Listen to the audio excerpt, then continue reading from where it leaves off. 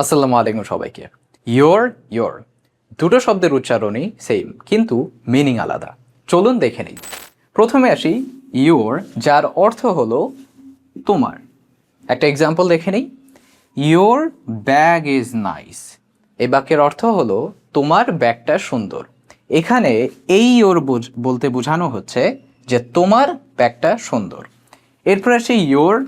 এই ইয়োর হচ্ছে ইউ এবং আর এর শর্ট ফর্ম, অর্থাৎ ইউ এবং আর এর শর্ট ফর্ম বোঝাতে আমরা এই ইয়োর ব্যবহার করছি। একটা এক্সাম্পল দেখে নেই।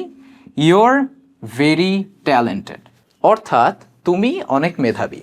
এখানে উচ্চারণ সেম হলেও মিনিংটা একদমই ডিফারেন্ট।